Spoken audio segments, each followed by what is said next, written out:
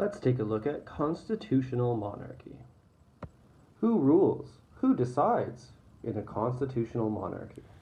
So in a constitutional monarchy, the head of state is still the monarch. So Painter still gets to be the head of the country. However, what happens in a constitutional monarchy is that the power of Painter over here is limited. What? Is limited by a document called a constitution. The Constitution outlines the responsibilities and rights of the government and the citizens. It tells them what they can do and can't do and the limits on power of the government. In a constitutional government, there is usually a democratically elected parliament who represents the people that are in the country. They vote, they have elections to vote for these people. And it works like any other democratically elected government, with the difference being that King Painter over here, is still the king, so he can still make decisions, he can still make his wishes known, but in general, he doesn't really have very much power. He's just a very beautiful figurehead or symbol. Darn right, I'm a beautiful symbol. However, most of the power resides with the Prime Minister, who acts as really the leader of the country. They make decisions, they lead the ruling party. King, or the Queen, simply just gives the okay. Let's look at some of the positives of a constitutional monarchy. Okay, the positives in a constitutional monarchy is that the power of this guy, King Painter, is limited by the Constitution. That means that King Painter just can't do whatever he wants all the time. In fact, his power is severely limited. Most of the power resides with the Prime Minister. Another positive thing about a constitutional monarchy is that it still retains the history and the tradition, the identity of a people. So even though the king or the queen can't make all the decisions, they're still the head of government, and people can say, hey, that's King Painter. What a cool guy. I'm glad I live under a head of state that's a king.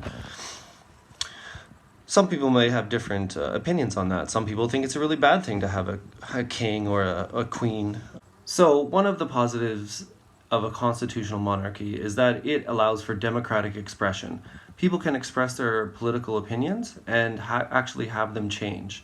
They can change laws, they can have referendums, they can actually steer the direction of their country. It's not just up to this guy anymore. Usually it's the Prime Minister who is the head of a party.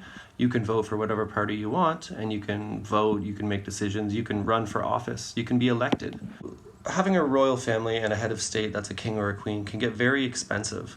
So all that money that would be spent on the king or the queen and the royal family can actually go to programs and initiatives that actually help people, like homelessness, poverty, education, and healthcare. Things that help normal people. What are the negatives of a constitutional monarchy? The main one being that the fact is there is still a king or a queen who can technically still make decisions, who could potentially strike down a law. This doesn't usually happen in practice, as the king or the queen is usually just a figurehead. Figurehead?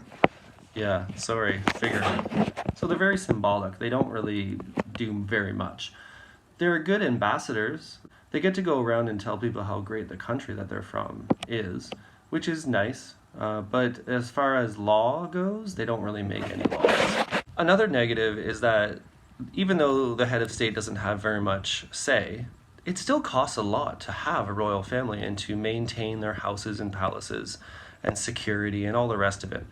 That's money that could be spent probably on things that people need. Another negative of constitutional monarchy is that it doesn't really do away with what we call a class system.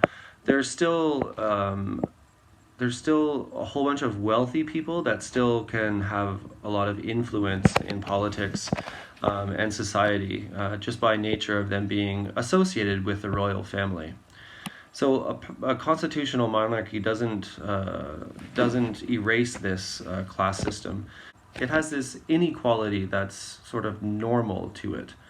And it doesn't go away just by adding a parliament.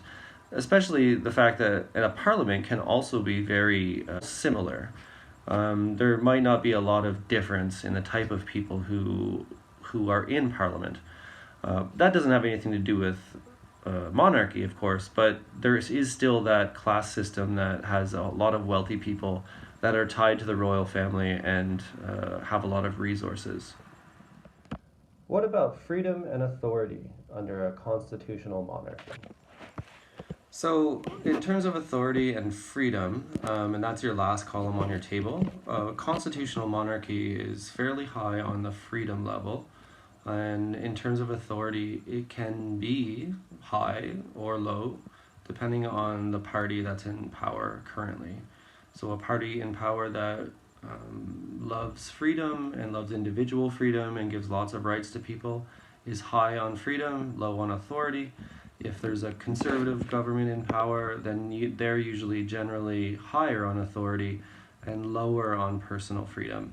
So the good thing about all this is that the people choose what level of freedom and authority that they let the government give to them. Anything to add, King Painter? Hey, can I get a hamburger around here? No, do it yourself! Times sure have changed.